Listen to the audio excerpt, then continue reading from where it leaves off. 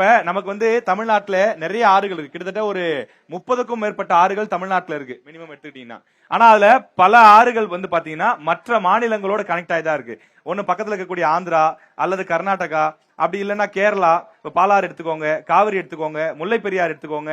இந்த மாதிரி நீ எந்த ஆறு எடுத்தாலும் மற்றொரு மாநிலத்தினுடன் தொடர்பு இருக்கக்கூடியதா இருக்கு. ஆனா தாமிரபரணி மட்டும்தான் தமிழ்நாட்டிலேயே பிறந்து தமிழ்நாட்டிலேயே கடல்ல கலந்துருது. அப்ப அதனால மத்த மாநிலங்களோட நமக்கு எந்த பிரச்சனையும் இல்லை.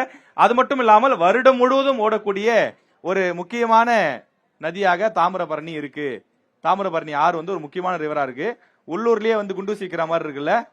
சரி, ஓகே. இப்ப தாமிரபரணி நாம் கேள்விப்பட்டது என்ன அப்படின்னா, கிட்டத்தட்ட ஒரு 1,00,000 ஏக்கர் விவசாயத்துக்கு ரொம்ப பயன்படுது அப்படின்னு கேள்விப்பட்டிருக்கோம்.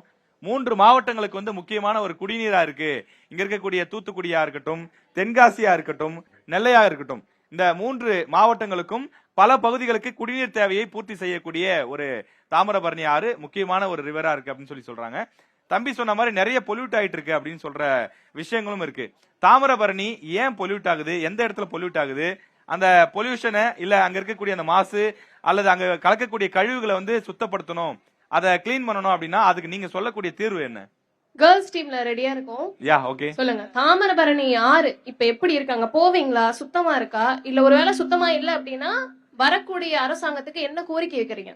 மக்கள் நிறைய அதுல கார்பேஜ் அப்புறம் வேஸ்ட் அதெல்லாம் நிறைய போடுறாங்க. இப்போ அதுக்கு நிறைய பிராக்டிஸ் ஆயிட்டாங்க.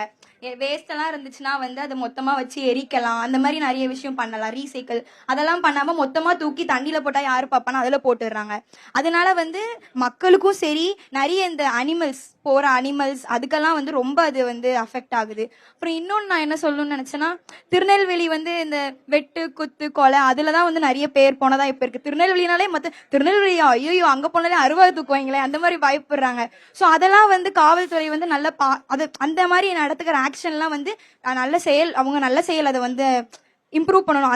அந்த மாதிரி காவல்துறையை ட்ரெயின் பண்ற பொலிட்டிக்கல் பீப்புள் அடுத்த சிஎம் ஆகணும்னு ஆசைப்படுறேன். உங்களுக்கு ஒரு பெரிய கிளாப் பண்ணிடலாம். என்ன டிபார்ட்மெண்ட், உங்க பேர் என்ன? CSC department. சிஎஸ்சிஏ தான். அவங்க குடிநீர் மாசுபடுதுன்றத மட்டும் பேசாம அங்க இருக்கக்கூடிய அனிமல்ஸும் பாதிக்கப்படுது அப்படின்னு சொல்லிருக்கீங்க. உங்களுக்கு ஒரு பெரிய கிளாப் பண்ணிடலாம்.